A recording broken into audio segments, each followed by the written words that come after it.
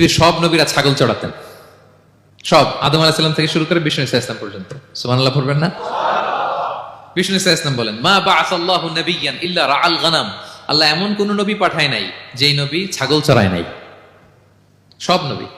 সাহাবারা অবাক হয়ে বললেন, ওয়া আনতা ইয়া রাসূলুল্লাহ, হে নবী আপনিও ছাগল চড়িয়েছেন? বিষ্ণু বললেন, হ্যাঁ, আমি তো অল্প কিছু পারিশ্রমিকের বিনিময়ে মক্কার লোকদের ছাগল চড়িয়ে দিতাম। এই লেখাপড়া করেছেন, এই লেখাপড়া করে মার্কেটে চলে এসেছেন ওয়াজ করার জন্য, তাকরীর করার জন্য। ওখানে কোনো বুজুর্গ বড় আলেম নাই এই কথাগুলা বলে শুদ্ধ করে দেওয়ার জন্য আপনাদেরকে। এগুলা তো হায়া হওয়ার কথা। এখন ওয়া মাকার আল্লাহর মানে যদি বলেন আল্লাহ প্রতারণা করেছে, ঈমান থাকবে? মাকারা মানে কি করবেন এখানে? আমার নবীর শানের কথা উঠলে গুটাগুটি করেন, মাকার আল্লাহর মধ্যে তো ঠিক থাকেন, মাকার আল্লাহর মধ্যে মাথা ঠিক থাকে, কিন্তু আমার নবীর শান আসলে মাথা কাজ করে না। তখন আপনার মনে পড়ে উনি ছাগল। আরেকজন বলতেছে, বুখারী পাকের মধ্যে আমার নবী নিজে বলেছেন উনি রাঈউল গানাম। ও ভাই, শব্দ যখন ইউ মানে কি? ইউ মানে তুমি, আরবির মধ্যে আনতা। কিন্তু আমি যদি বলি কাইফা আনতা আমার বন্ধুর সাথে, অনুবাদ কিভাবে করবেন? তুই কেমন আছিস, বেশিতে তুমি কেমন আছো। কিন্তু এই কথা যদি আমার বাপকে বলি কাইফা আনতা, অনুবাদটা কিভাবে করবেন? আপনি কেমন আছেন। তাইলে আনতার অর্থ এক সময় তুই হচ্ছে, এক সময় তুমি হচ্ছে, এক সময় আপনি হচ্ছে। কিসের উপর ভিত্তি করে? কনটেক্সটের উপর ভিত্তি করে। এতটুকুন বুঝার তো ক্লাস 5 এর পোলাও বুঝে গ্রামার। শুধু সুটবুট নিয়ে রাজনৈতিক প্ল্যাটফর্ম ইউজ করে মার্কেটে চলে এসেছেন। আল্লাহ রাব্বুল আলামিন আমাদের হামি ও নাসির হোক। আমি আপনাকে বলি ওয়া মাকারু ওয়া মাকার আল্লাহ, এখানে মাকার আল্লাহ দিয়ে প্রতারণা বুঝাইতে পারবেন না। বালাগাত ফাসাহাত করে মুশাকালা করবেন। আল্লাহ রাব্বুল আলামিন এখানে যে কাফেরদের সাথে কথা বলছেন তাদেরকে বুঝানোর জন্য বলছেন যে আমার লোকে এগুলা করিস না। আমি যতটুকুন যাইতে পারবো তুই ততটুকুন যাইতে পারবি না। বুঝতে পেরেছেন? তখন আমরা কি বলি? ওয়া মাকারু, তারা প্রতারণা করেছে। ওয়া মাকার আল্লাহ, আল্লাহ রাব্বুল আলামিন ওয়েল প্ল্যানার। শব্দ চেঞ্জ হয়ে গেছে না? আল্লাহ রাব্বুল আলামিন প্ল্যানার মানে কি? যিনি পরিকল্পনা করেন। ওয়া মাকার আল্লাহ, আল্লাহ পরিকল্পনা করেন। মাকারা শব্দটা পরিকল্পনায় রূপ নিয়েছে। কেন?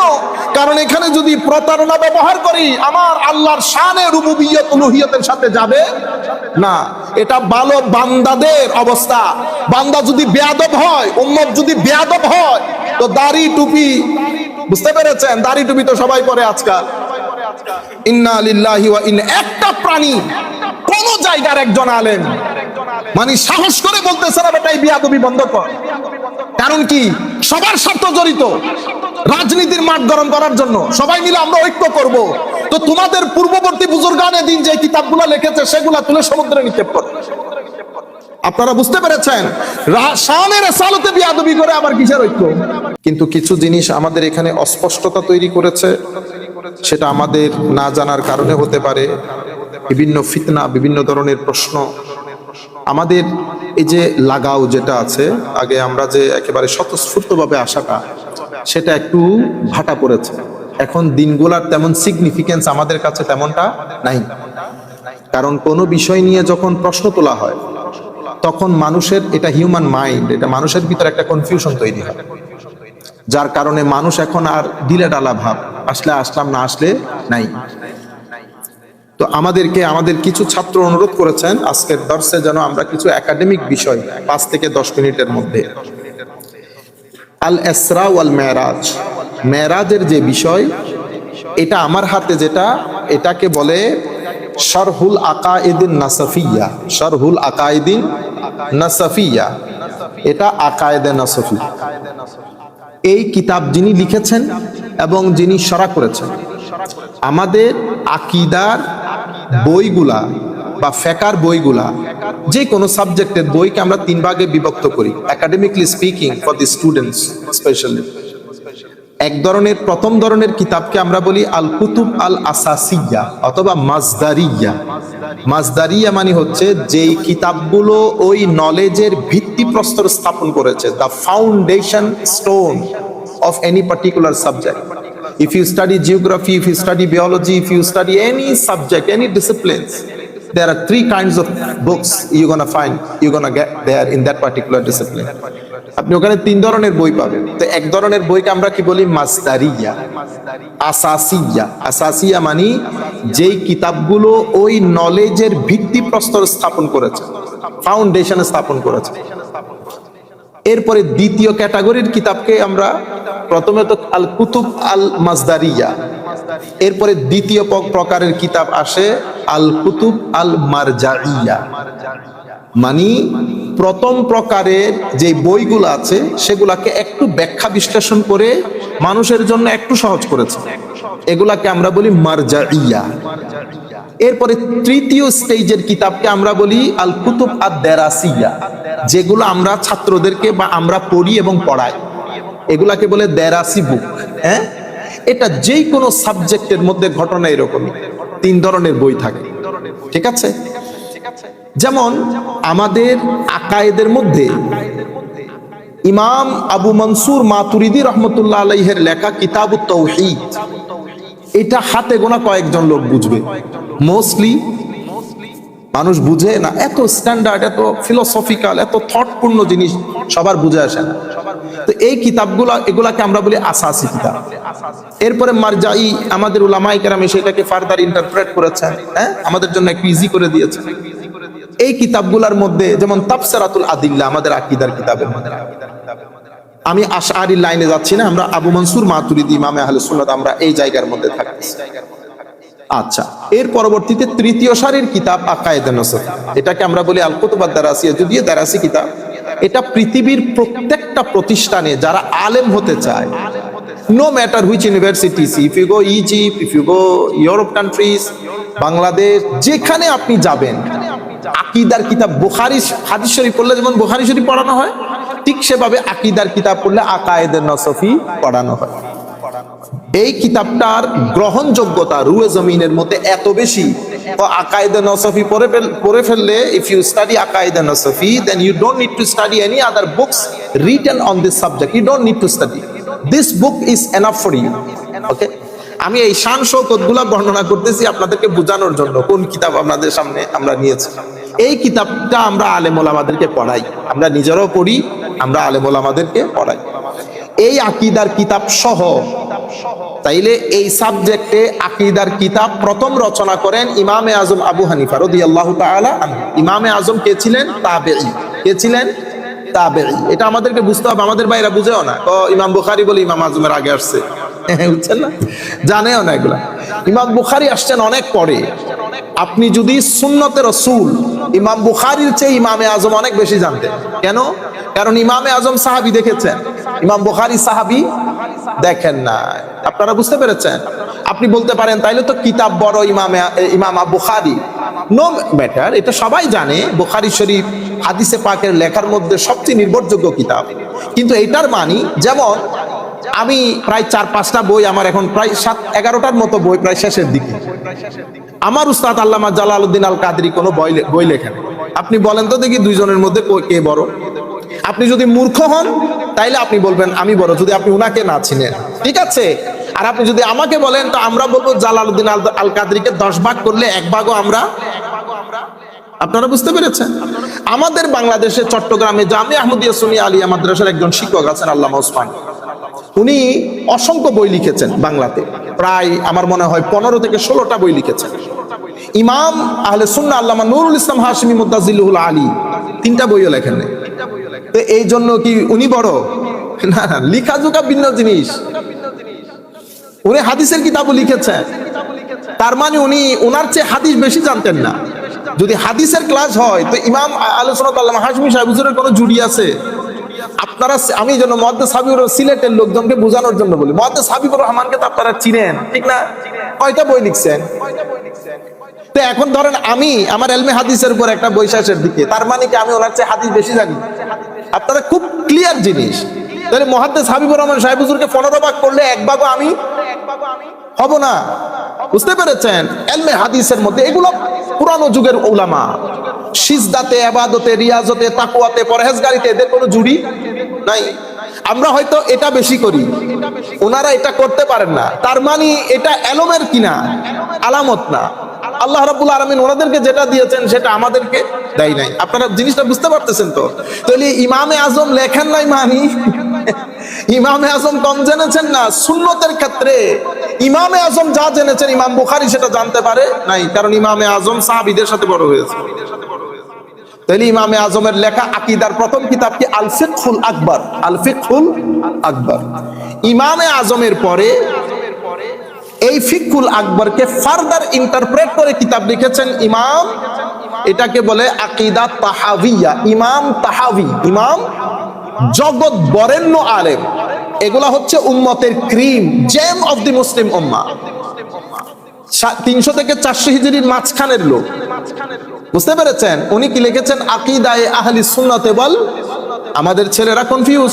আহলুস সুন্নাহ যখন বলি ওনারাই বাংলাদেশ, ইন্ডিয়া, পাকিস্তান মনে করে, ওনারা আন্ডার এস্টিমেট করে বোঝার চেষ্টা করে না বা বুঝে না, বোঝার কথাও না ওনাদের, বুঝতে পেরেছেন? তাইলে কিতাব লিখতেছেন কখন? আকীদায়ে আহলে সুন্নাহ, ইমাম তাহাউই। কিসের উপর ভিত্তি করে? ইমামে আজমের আল ফিকহুল আকবরের উপর ভিত্তি করে। সেই সময়কার ইমাম লালকাই, ইমাম লালকাই, আমার কাছে আছে কিতাবটা, উনি লিখেছেন শরহু ইতিকাদে আহলি সুন্নাতে ওয়াল জামাআহ। আপনারা বুঝতে পেরেছেন? এগুলো 500 হিজরির আগের লোক। আচ্ছা, আমি লালকাইয়ের কাছে না যাই, আমি শুধুমাত্র এই লাইন আপটা আপনাদেরকে বুঝাই। তাহলে ইমাম তাহাবি পর্যন্ত এসেছে। ইমাম তাহাবি থেকে তাশকন্দের আবু মনসুর আল মাতুরিদি লিখেছেন কিতাবুত তাওহীদ। কিতাবুত তাওহীদটা এটা ফার্দার ডেভেলপ করে। এখানে মাঝখানে আরো অনেক কিতাব আছে, আমি ওগুলোর নাম বলতেছি না, ছাত্ররা ওগুলা ক্লাসের মধ্যে হলে ভিন্ন জিনিস। কিতাবুত তাওহীদের পরে আরেকটা কিতাব অস্তিত্বে আসে, তাফসিরাতুল আদিল্লাহ। তাফসিরাতুল আদিল্লার পরে ইমাম তাফতাজানি, তাফসিরাতুল আদিল্লার পরে ইমাম, এই যে আকায়েদে নাসফি, ইমাম নাসফি 5-6 পৃষ্ঠার একটা কিতাব লিখেন। রুয়ে জমিনের মধ্যে এই কিতাব সবচেয়ে বেশি গ্রহণযোগ্য হয়। বাকি সবগুলাকে এক পাশে রেখে আকায়েদে নাসফি আকীদার ক্ষেত্রে সবচেয়ে বেশি গ্রহণযোগ্য হয়। এবং আকীদায়ে নাসফির শরা লিখেছেন, ব্যাখ্যা গ্রন্থ লিখেছেন। মূল কিতাব, যদি আমি আপনাদেরকে মূল কিতাবের কথা বলি তো মূল কিতাব হবে 4 থেকে 4 পৃষ্ঠা ধরেন। সেই 4 পৃষ্ঠা কিতাবের শরা হচ্ছে এটা, বুঝতে পেরেছেন? এবং অসংখ্য ব্যাখ্যা গ্রন্থ রচিত হয়েছে, নিব্রাস থেকে শুরু করে অসংখ্য ব্যাখ্যা গ্রন্থ।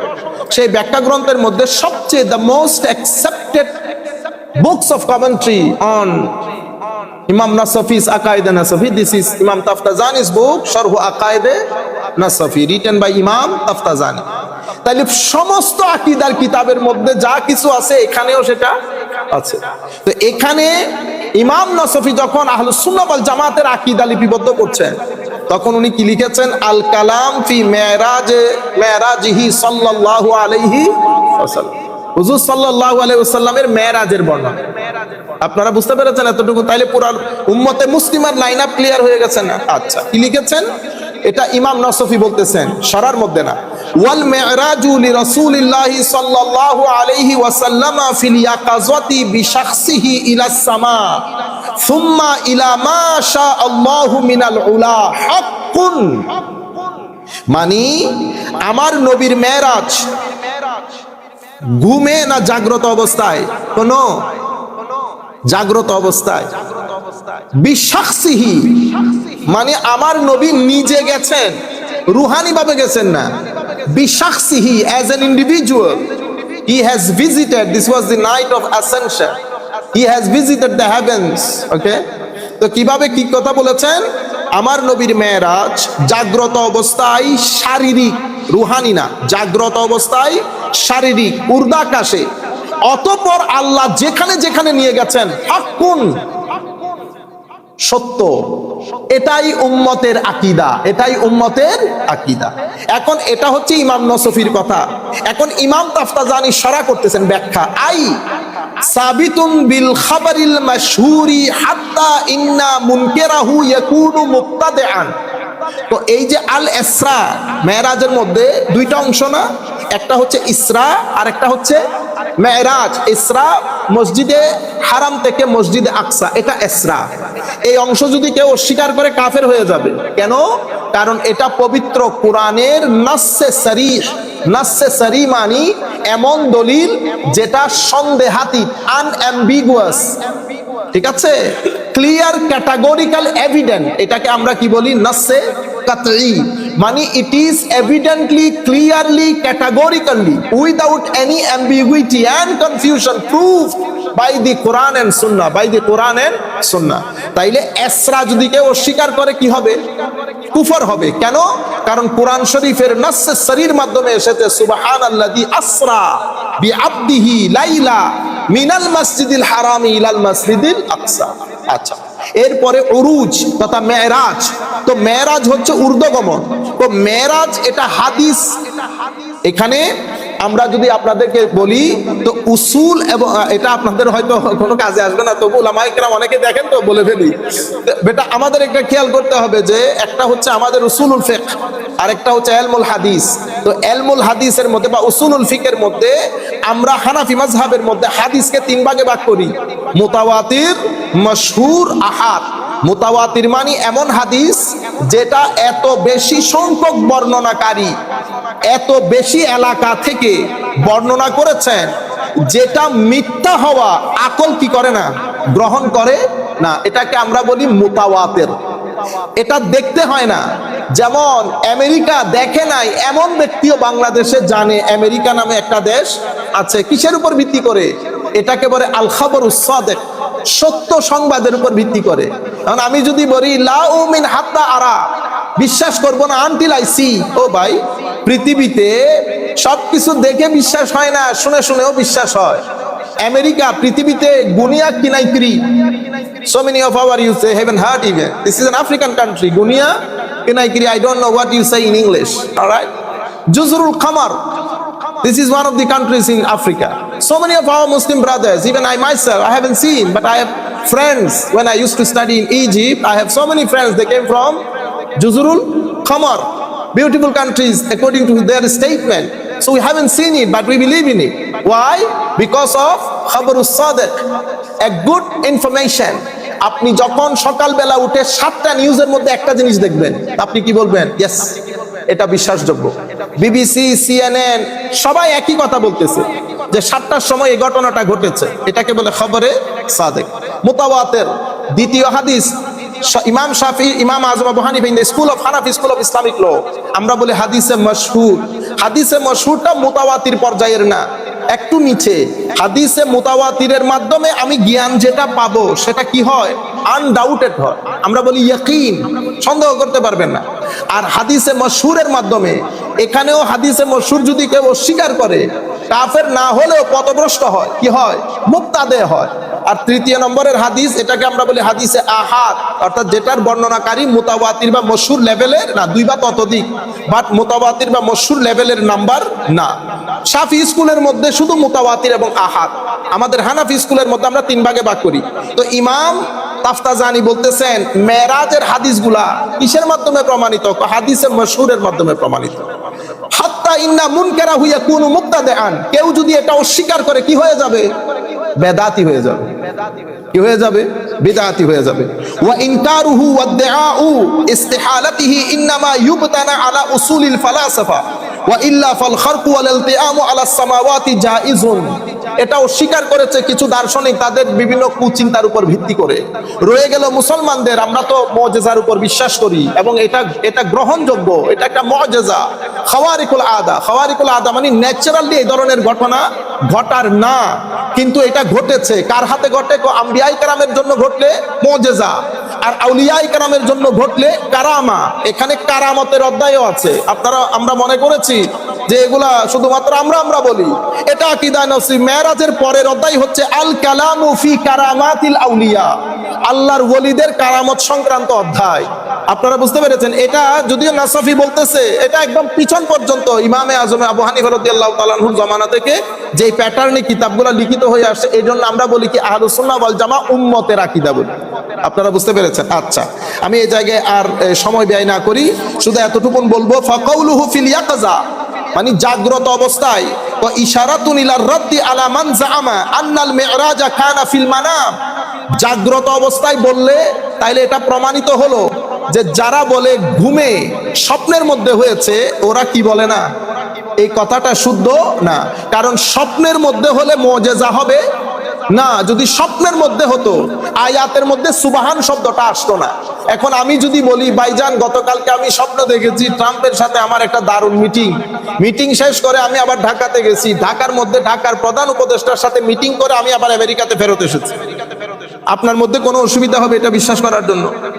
অসুবিধা কখন হবে? যখন আমি বলবো যে এটা আমি জাগ্রত অবস্থায় করেছি, then will be very happy on you. তখন আপনি আমাকে বলবেন হয় পাগল নতুবা আল্লাহর ওলি, দুইটা থেকে একটা। তো ওলি যেহেতু না তাহলে কি পাগল? আপনি তো এটা নিয়ে কনফিউজড হচ্ছেন না, কিন্তু আমি যদি বলি আমি স্বপ্নে দেখেছি তাহলে তো কোনো অসুবিধা নাই। আমার ঠিক বুঝে আসে না উলামায়ে কেরাম যারা স্বপ্ন নিয়ে টানাটানি করেন এটা বোঝার জন্য ইউনিভার্সিটিতে পড়তে হয়, বুঝতে পেরেছেন? এটা সমস্যা কোথায়? আমি কারো নিয়ত নিয়ে সন্দেহ করতেছি না, পুরানো যুগের উলামায়ে কেরাম নিয়ত, আমাদের গুলা সমস্যা কি? আমাদের গুলা শানের সালকে কি করতে পারে না, সহ্য করতে। আমি এই জন্য এগুলো চয়েস করেছি। আজকে এক ভদ্রলোক গানের কথা ঠিক করে দিচ্ছেন আরেকজনকে, ঠিক আছে? আমার নবীকে বাদশা বলা যাবে না, কি বলা যাবে না?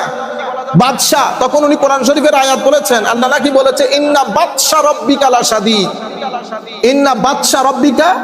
তো বাদশা কে? বাদশা শুধু আল্লাহ। কোরআনে তাফসীর করতেছেন হুজুর, এটা হচ্ছে বা ত শিন, বা তো জবর বাত, শিন জবর শা, বাদশা। বাদশা মানি পকড়াও, মানে আল্লাহ যখন কাউকে ধরেন তো আল্লাহর ধরা থেকে বাঁচার কোনো উপায় নাই। লাশাদীদ, বড় কঠোরতার সাথে আল্লাহ পাকড়াও করেন। কই পাকড়াও করা আর কই বাদশা, কত বড় মুফাসসির দেখেন। মানুষকে ধোঁকা দিতে দিতে আবার মানুষ কতগুলা বসে ঠিক করে চিল্লানি মারে, এমনি তো ঘুমের মধ্যে থাকে, হঠাৎ করে উঠে ঠিক বলে চিল্লানি। আধা মানুষের ইমানও থাকে না, ঠিক বললে ইমান থাকবে? ওই আমাদের নৈমি সাহেব হুজুররা তখন বলে জোয়ান, ও পটিয়ার মধ্যে কে কি বলছে, পটিয়া মাদ্রাসার একজন হুজুর এখন নৈমি সাহেব হুজুরকে বলছে, যিনি বলছে তার ইমান তো নাই, যতগুলা মানুষ ইয়েস বলছে, হ্যাঁ বলছে, একজনের ইমান নাই। ইমান যেহেতু নাই, যারা বিয়ে করেছে তাদের বউ তালাক হয়ে গেছে। পুরা পটিয়া চন্দনায় শালাকার মধ্যে মানুষ পাগলের বউ তালাক হয়ে গেছে, মানে বুঝতেছেন আপনার ইমানই চলে গেছে। এর পরবর্তীতে হুজুরকে ডেকে ওখানে এমন লম্বা ঘটনা, তার পর্যন্ত তওবা করতে হয়েছে।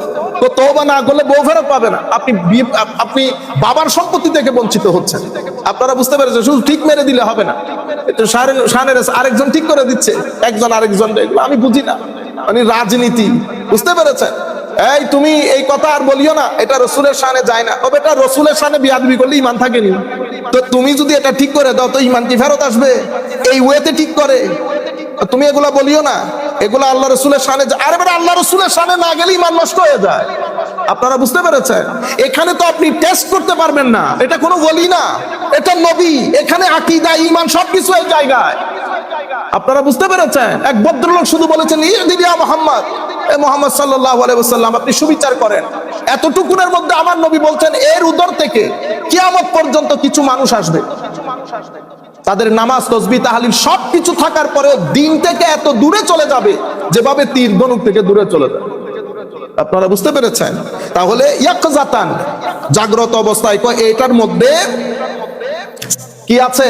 যারা ঘুমের মধ্যে বলে বা স্বপ্নের মধ্যে বলে তাদের রদ করা হয়ে গেছে। আমি শুধু চিতা কিছু কথা আপনাদেরকে শোনাই দিচ্ছি। ওয়াকাউলুহু বিশাখসিহি, আমার নবী নিজে গেছেন। ইশারাতুন ইলার রাদ আলা মান জাআমা আন্নাহু কানা লিররুহি ফাকা। এখানে শাখসিহি বলে, আব্দিহি বলে আল্লাহ ইশারা করেছেন, রু যায় নাই। কারণ আব্দুল মানি মানুষ, মানুষ মানে শুধু রু না, গোস্ত মাংসের মানুষ, ঠিক আছে? এই কথাগুলো আচ্ছা আরেক জায়গার মধ্যে ইলাস সামা ইশারাতুন ইলার রাদ আলা মান জাআমা আন্নাল মিরাজ ফিল ইয়াকযা লাম ইয়াকুন ইল্লা ইলা বাইতুল মাকদিস আলা মা নুতিকা বিহিল কিতাব।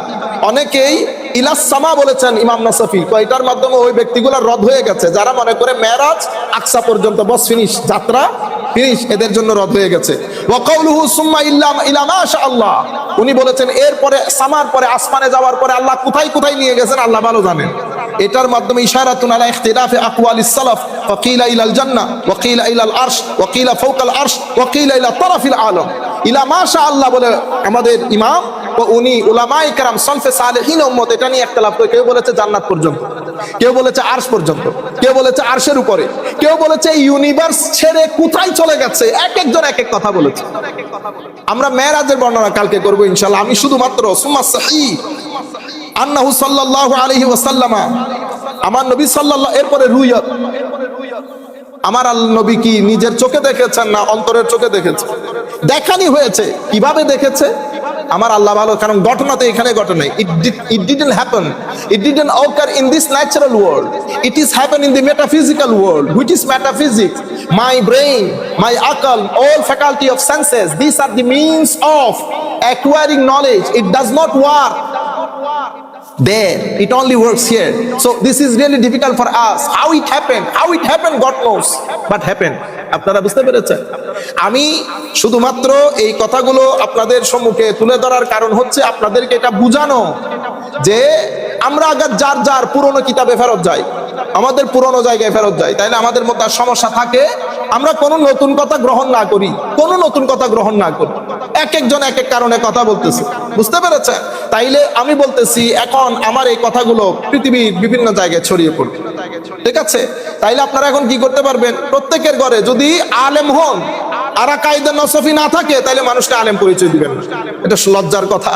কিছু কিতাব আপনার ঘরে থাকতে হবে, সিয়াসিতে আপনার ঘরে থাকতে হবে, আকীদার এই কিতাবগুলো আপনার ঘরে থাকতে হবে। যে কিতাবগুলোর কথা বলেছি, ফিকহুল আকবর বলেন, কায়দা নসফি বলেন, ইমাম তাহাবির তাহাবি শরীফ বলেন, অথবা কিতাবুত তাওহীদ ইমাম মাতুরিদির, এটা বলছি না, কিন্তু এই কিতাবগুলো তো উলামায়ে কেরামের ঘরে থাকা দরকার। এটা আপনারা চেক করে নেবেন। আল্লাহ রাব্বুল আলামিন আমাদের হামি ও নাসির হোক। এখন আল্লাহ চাহেন আমরা আজকে সূরাতুল বালাদ পড়বো ইনশাআল্লাহ। এই সূরাটা মক্কি সূরা। এই সূরার মধ্যে 20টা আয়াত এসেছে। কয়টা আয়াত? 20টা আয়াত এসেছে। এবং এটাই প্রথম সূরা যেই সূরার মধ্যে আল্লাহ সিজদার আয়াত নাযিল করেছে। উলামায়ে কেরাম এভাবেই বলেছেন, ঠিক আছে? আমরা আপনাদেরকে সূরাগুলা পড়ার সময় যেই কথাগুলা বলি সেগুলো আপনারা ডাবল চেক করতে চাইলে ইমাম ইবনে কাসির, ইমাম কুরতুবী এবং ইমাম বাগাবী, তাফসীরে বাগাবী, তাফসীরে ইবনে কাসির এবং তাফসীরে কুরতুবী শরীফ, এই তিনটা যদি আপনারা চেক করেন তাহলে আমাদের কথাগুলো কোনো না কোনো একটা জায়গায় পেয়ে যাবে। আল্লাহ রাব্বুল আলামিন ইরশাদ করছেন, লা উকসিমু বিহাযাল বালাদ ওয়া আনতা হিল্লুম বিহাযাল বালাদ ওয়া ওয়ালিদিন ওয়া মা ওয়ালাদ লাকাদ খালাকনাল ইনসানা ফী কাবাদ। লা উকসিমু বিহাযাল বালাদ, এই যে লা শব্দটা দেখছেন, জেনারেলি আরবির মধ্যে লা অর্থ না, নো, নেগেটিভিটি। কিন্তু এই জায়গার মধ্যে মুফাসসিরিনে কেরাম বলেছেন লা শব্দটি এসেছে এডিশনাল। কি জন্য এসেছে? এডিশনাল। তো এভাবে ইসলামিক ক্লাসিক্যাল সায়েন্সের মধ্যে একটা বিষয় আছে, সেই বিষয়ের নাম হচ্ছে বালাগা, আল বালাগাতু ওয়াল ফাসাহা, অলংকার শাস্ত্র। এটা আবার আমাদের মিডল ইস্ট সৌদি আরবে পড়ানো হয় না, ওনারা এই বিষয়টাকে মানেনি না। কিন্তু রুয়ে জমিনের মধ্যে যে ইউনিভার্সিটিতে যাবেন, আল বালাগাতু ওয়াল ফাসাহা এটা একটা প্রসিদ্ধ সাবজেক্ট, বিশেষ করে কোরআন বুঝার জন্য খুবই জরুরি। আপনারা বুঝতে পেরেছেন? তো এটা লা শব্দটি এনেছে আল্লাহ, লা এডিশনাল, লা এডিশনাল। এরপরে আল্লাহ শুরু করেছেন কি, উকসিমু বিহাযাল বালাদ, আমি এই নগরীর শপথ করছি। এই নগরীর শপথ, এই গ্রামের, এই দেশের শপথ। তাহলে বালাদুন মানে কি? বিলাদু বাংলাদেশ, বুঝতে পেরেছেন? বিলাদ মানে দেশ, বালাদ মানে নগরী, বালাদ মানে টাউন, বালাদ মানে country. Which country you from? আমরা বলি মিন আইয়িল বালাদ আনতা, আপনি কোন দেশের লোক? তাহলে বালাদুন মানে দেশ, বালাদুন মানে নগরী, শহর। লা উকসিমু বিহাযাল বালাদ, আমি শপথ করছি এই নগরীর। কোন নগরীর? মক্কায়ে মুআজ্জামা। সূরা ৩ এর মধ্যে আল্লাহ কি বলেছেন? ওয়া তিনে ওয়াজ যাইতুন ওয়া তুরে সিনিন ওয়া হাযাল বালাদিল আমিন, ঠিক আছে? তো সূরা ৩ এর মধ্যে আল্লাহ মক্কা শরীফের শপথ করেছেন, এখানে এসেও আল্লাহ মক্কা শরীফের শপথ করেছেন। শপথ আমরা কেন করি? শপথ করি আমার কথাটাকে বিশ্বাসযোগ্য করার জন্য, আমার কথাটাকে বিশ্বাসযোগ্য করার জন্য। আমি এখানে আমাদের এক ভাইয়ের উত্তরও দিয়ে দেই, হঠাৎ করে মাথায় আসছে। খুব আল্লাহ পবিত্র কোরআনে শপথ করলেন কেন? শপথ তো একটা কথাকে বিশ্বাসযোগ্য করার জন্য বলে, তাইলে বোঝা যাচ্ছে কথার মধ্যে কি আছে? ঘাটতি আছে। নাইলে কি করলো? শপথ করলো কেন? আমার ভাই, আপনি বুঝতে পারেন নাই। আসেন আমরা অলংকার শাস্ত্র থেকে বুঝি জিনিসটা।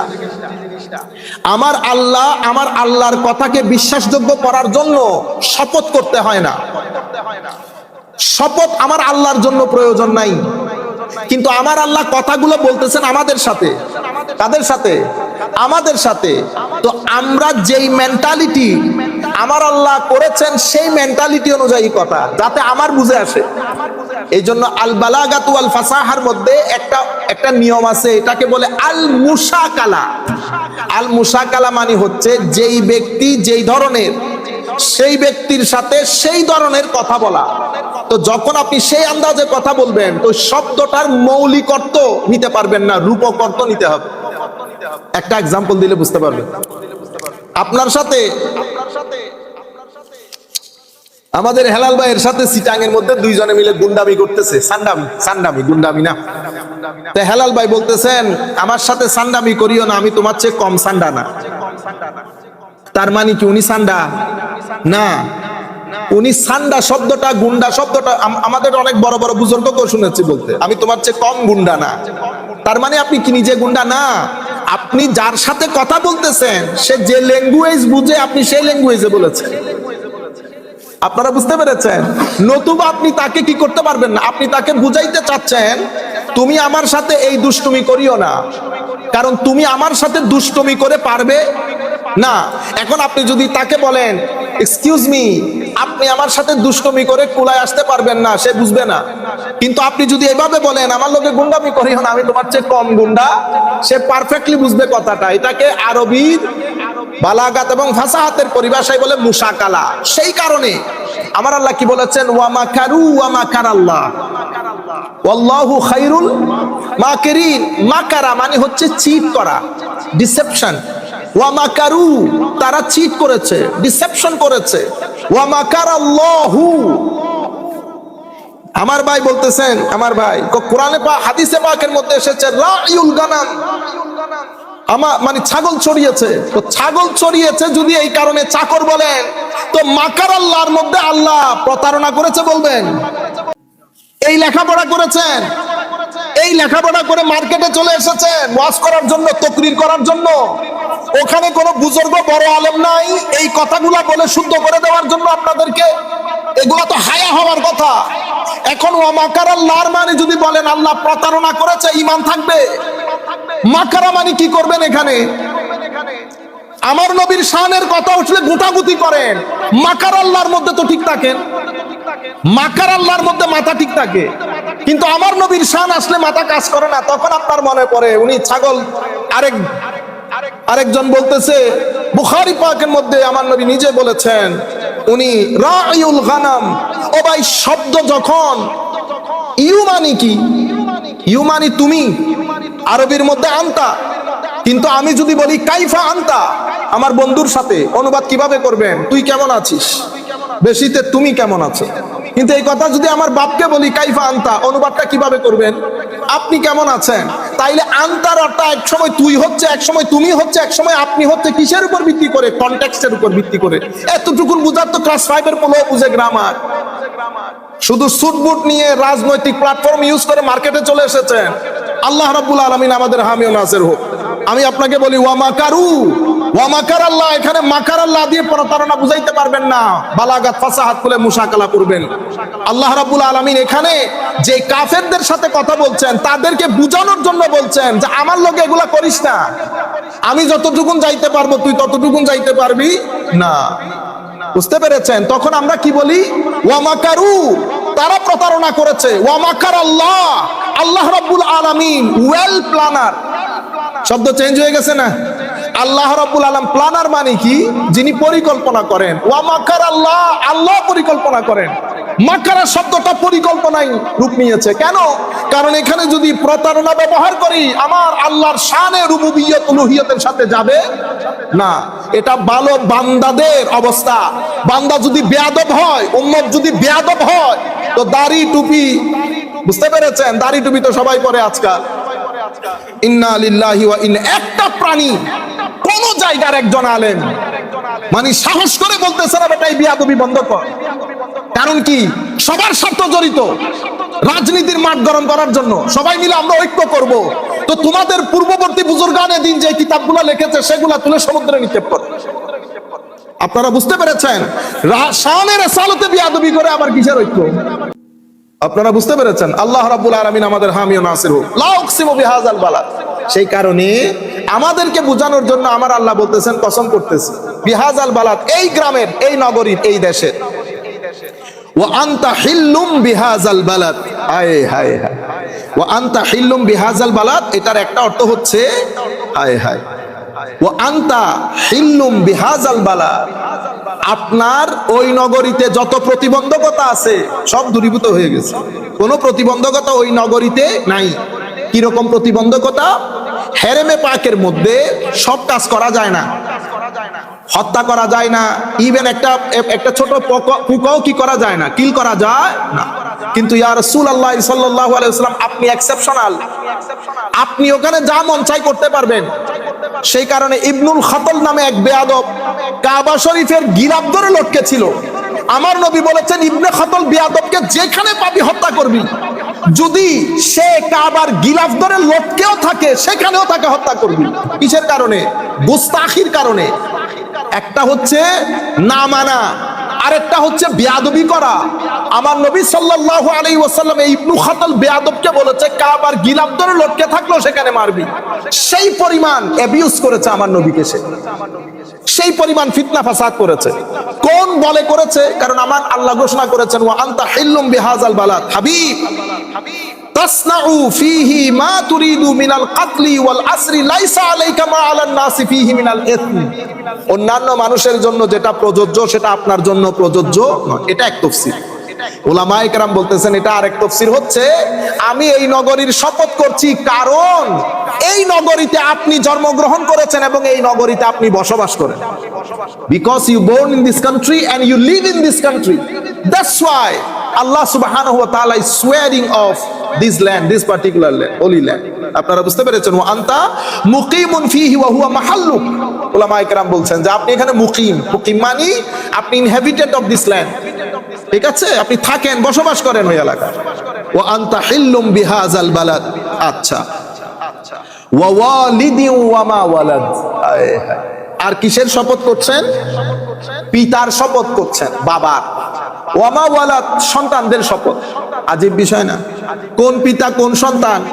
মুফাসসিরিনে কেরাম বলতেছেন, ইমাম মুজাহিদ, কাতাদা, দাহহাক, হাসান, আবু সালেহ সবাই বলতেছেন এখানে ওয়ালিদ মানে হযরত আদম আলাইহিস সালাম, ওয়া মা ওয়ালাদা মানে আদম সন্তান, সমস্ত আদম সন্তান, ভালো হোক মন্দ হোক সবাই, সবার শপথ করছেন আল্লাহ। কেন? তো কারণ হচ্ছে আল্লাহর সৃষ্টি জগতের মধ্যে মানুষের কোনো মেসাল নাই। মানুষকে আল্লাহ পরিস্থিতি ডেভেলপ করার, ইমপ্রুভ করার, গবেষণা করার, গবেষণা করে নতুন জিনিস জানার, ডিসকভার করার, ইনভেন্ট করার, মানুষকে যে আল্লাহ সালাহিয়ত দান করেছেন, এই সালাহিয়ত, এই বিষয়টা আল্লাহর কাউকে দান করেন। মানুষকে আল্লাহ রাব্বুল আলামিন জ্ঞান দান করেছেন। মানুষকে আল্লাহ রাব্বুল আলামিন এই জ্ঞানকে সমাজে প্রচার করার জন্য, দেখছেন না, মানুষ যখন কথা বলে মানুষের কথার মধ্যে এলম ও হিকমতের জোয়ার উঠে এবং মানুষ গবেষণা করতে করতে মানুষ এখন মানুষের হার্ট পর্যন্ত পৌঁছে গেছে। মানুষ গবেষণা করতে ঘর, ফর এক্সাম্পল আমরা যে ঘরগুলোর মধ্যে থাকি, কাকও ঘর বানায়, কাকের ঘরও খুব সুন্দর, কিন্তু এটার মধ্যে কোনো ডেভেলপমেন্ট আসে নাই। কাক রিসার্চ করে ডেভেলপ করতে পারে নাই, কিন্তু মানুষ পেরেছে। মানুষের ঘরগুলা আর্কিটেকচারাল ডেভেলপমেন্ট হতে হতে হতে হতে আকাশে গিয়ে পৌঁছেছে। এই সব কিছুর কারণে মানুষের বিবেক, বুদ্ধি, চিন্তা, চেতনা, তারপরে জ্ঞান, বিজ্ঞান, সব কিছুর কারণে আল্লাহ আদম আলাইহিস সালাম এবং আদম সন্তানের শপথ করেছে। এটা এক তাফসীর।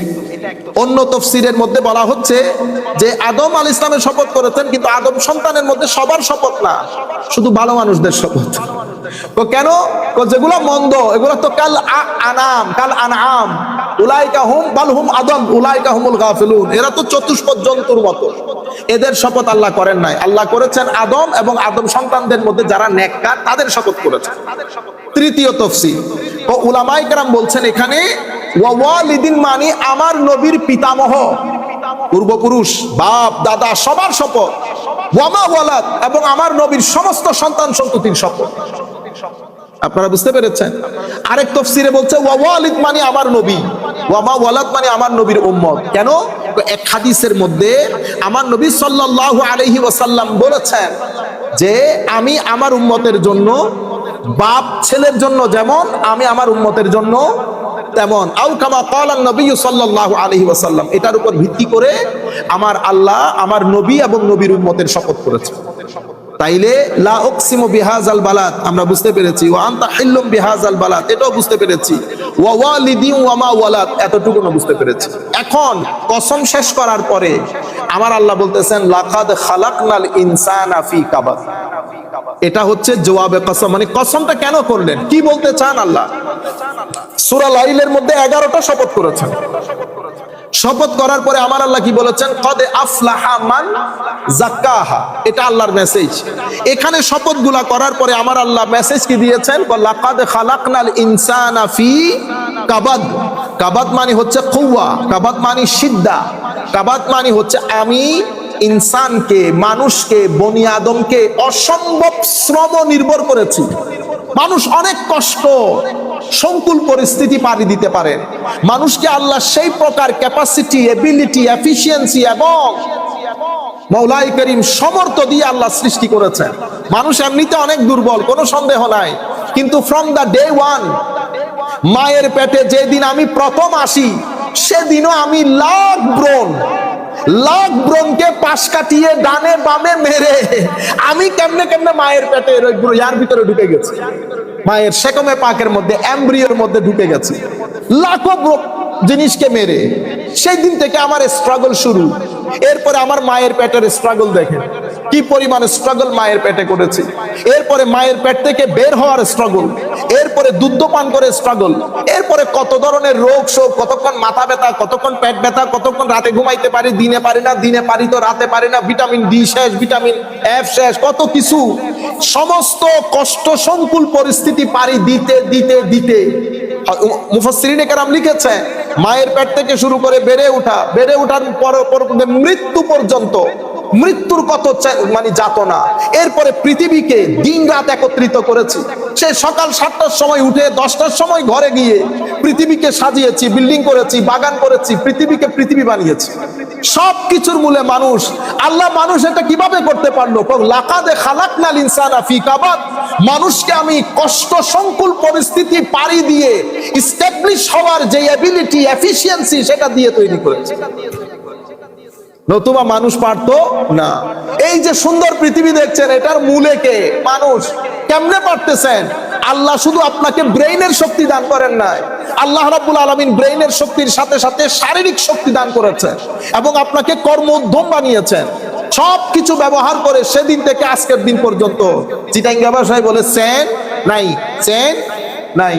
पाकिस्तानीरा बोले ऐसे मखलूक जिसमें क्या नहीं, चैन नहीं, वो चैन से ना बैठ सकता है ना उठ सकता है। বুঝতে পেরেছেন? কো মানে শান্তির সাথে কোথাও বসতে পারে না, কি করে? ভাগদৌড় ভাগদৌড়। লাকাদ খালাকনাল ইনসানা ফি কাবাদ। কাবাদ মানে সিদ্ধা। ওয়া ক্বালা আতান ইবনে আব্বাস ফি শিদ্দাতি খালকি, একেবারে হামল থেকে শুরু করে বেলাদত রেদা সব কিছুর মধ্যে আমাদের বড় কষ্ট সংকুল পরিস্থিতি পাড়ি দিয়ে মানুষ এই জায়গা পর্যন্ত এসেছে। এরপরে আমার আল্লাহ বলছেন আয়াহসাবু আল্লাহ ইয়াকদিরা আলাইহি আহাদ। শক্তি পাওয়ার কারণে আপনি কি মনে করতেছেন যে আল্লাহ ইয়াকদিরা আলাইহি আহাদ, কেউ আপনাকে জিজ্ঞেস করার নাই, কেউ আপনার উপর খবরদারি করার সক্ষমতা রাখে না, এটা মনে করছেন? যেহেতু আপনি অনেক কিছু করে ফেলেছেন। আয়াহসাবু, সে কি মনে করে সে তার সম্পদ কোত্থেকে অর্জন করেছে এবং কোথায় খরচ করেছে এই কথা জিজ্ঞেস করার কোনো ক্ষমতাবান নাই, এটা কি সে মনে করে? তাহলে তাকে বলে দাও এটা যেন সে মনে না করে। একজন রয়েছে যিনি ইচ্ছে করলে যে কোনো মুহূর্তে ঘাপটি মেরে ধরতে পারে। কোরআনের অন্য আয়াতের মধ্যে আমার আল্লাহ বলছেন ওয়ালাউ শা আল্লাহ, যদি আল্লাহ চাইতেন আমার কর্মের কারণে আমাকে ঘাপটি মেরে ধরতে, তো রুয়ে জমিনের মধ্যে কোন সৃষ্টি আল্লাহর জমিনের মধ্যে চলতে পারত না। এটা তো আল্লাহর দয়া। এত গুনাহ, এত গুনাহ, এত গুনার পরেও আমার আল্লাহ জমিনের মধ্যে আমাদেরকে রেখেছেন, সম্মান দিচ্ছেন, খাওয়া দাওয়া বন্ধ করে দেয় নাই, বাতাস বন্ধ করে দেয় নাই, আমার আল্লাহ অক্সিজেন বন্ধ করে দেয় নাই। এটা তো আমার আল্লাহর দয়া। সেই কারণে আর রহমান আর রাহিম। আচ্ছা, আমরা একটু পরে শেষ করে দেব। আয়াহসাবু আল্লাহ ইয়াকদিরা আলাইহি আহাদ। এরপরে বলছে ইয়াকুলু আহলাকতু মালাল লুবাদা। ইয়াকুলু, অন্য আয়াতের আয়াহসাবু আল্লাম ইয়ারাহু আহাদ। তারা কি মনে করে তাদেরকে দেখার কেউ নাই? তো না, সেরকম না, একজন আছে। আর রাকিব, আর রাকিব মানে মনিটর করেন যিনি। আমরা এখানে ক্যামেরা লাগাই না, কিসের জন্য? লিখে দেয় আরবির মধ্যে। সৌদি আরব, কাতার, কুয়েতে গেলে দেখবেন মুরাকাবা, আপনার উপর কি চলতেছে, monitoring, someone is observing you. তো মনিটর আর রাকিব আল্লাহর একটা নাম। রাকিব মানে যিনি 24/7 আমাদেরকে কি করেন, মনিটর করেন। আপনি যখন আল্লাহ বলেন আয় হায় আমার আল্লাহ, তখন বলেন হ্যাঁ বান্দা, হ্যাঁ হ্যাঁ বলো। আপনি যখন বলেন না ইয়া আল্লাহ, তখন আমার আল্লাহ বলেন ও বান্দা কিতা কইতা। বুঝতে পেরেছেন? অনেক দয়ালু, অনেক দয়ালু, আওয়াজ দেয়। আপনার ইচ্ছে করলে ইয়া করে দেখতে পারেন। আজকে বিছানায় যাওয়ার আগে অন্ধকারে বসে আপনি মহব্বত নিয়ে, ছেলেদেরকে মহব্বত নিয়ে ডাকেন না, তো আল্লাহকে মহব্বত নিয়ে ডাকলে অসুবিধা আছে? একটু দেখে দেখবেন কি মজা পান। আমার আল্লাহ রেসপন্স করেন। আচ্ছা, আমার আল্লাহ রেসপন্স করেন, এটা কেমনে বুঝবেন? দেখবেন ভিতর নরম হয়ে আপনার ভিতরে একটা জান্নাতি শান্তি অনুভব করবেন। তার মানে জবাব দিচ্ছে you are connected, you are connected. এবং এটা ডেফিনেটলি হয়। এটা আমার নবীর শানও কানেকশন হয়।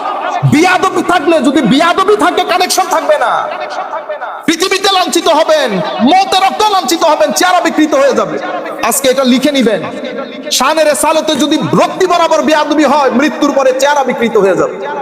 এখানে দেখতেছেন, এখানে কেউ আলেম বসতে, কেউ এখানে মুরব্বিয়ানে কেরাম, এনারা মারার পরে দেখবেন চেহারার মধ্যে কি বের হবে, জ্যোতি বের হবে চেহারার মধ্যে।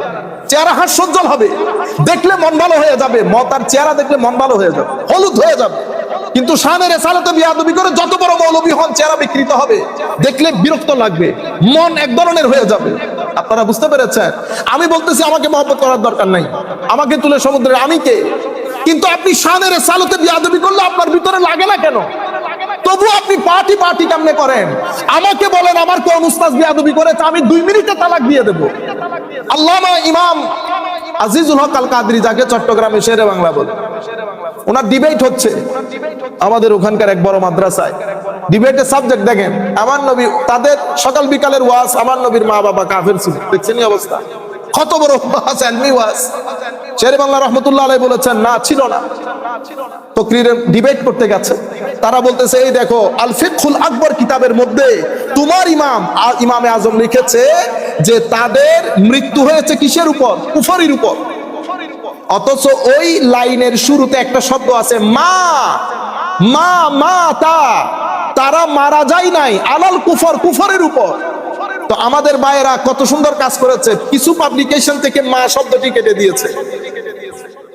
মা শব্দটা হাজার মাজমা কিতাব খুলে দেখেতেছে এখানে মা নাই।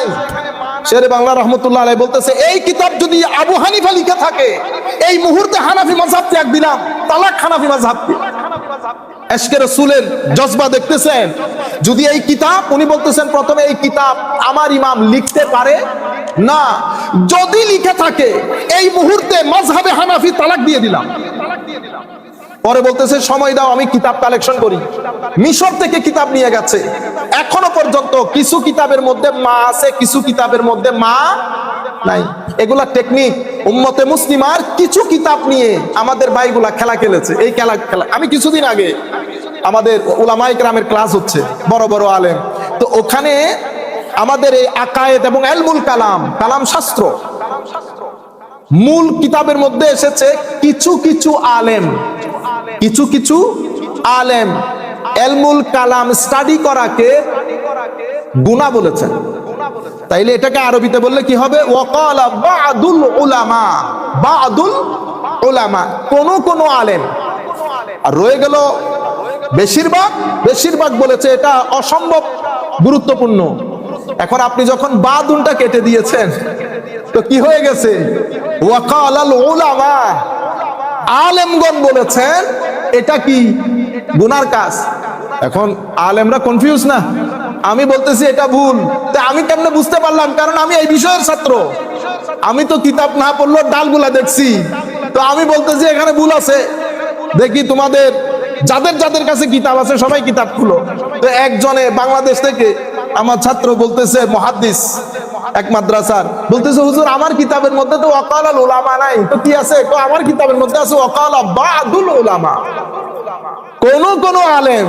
তো আমরাও তো বলতেছি কোন আলেম এটাকে কি বলে নাই জায়েজ। আপনি দেখতেছেন খেলাগুলা কেমনে খেলে, বাদুন কোথায় চলে গেছে, বাদুন কোথায় চলে গেছে। তো এগুলা সব জায়গায় হয়। আল্লাহ রাব্বুল আলামিন আমাদের হামি ও নাসির হোক। ইয়াকুলু আহলাকতু, আমরা শেষ করে দিচ্ছি, ইয়াকুলু আহলাকতু মালাল লুবাদা, সে বলে আমি আহলাকতু মালাল লুবাদা মানে মালান কাসীরা, আমি অনেক ধন সম্পদ খরচ করেছি। কে বলে?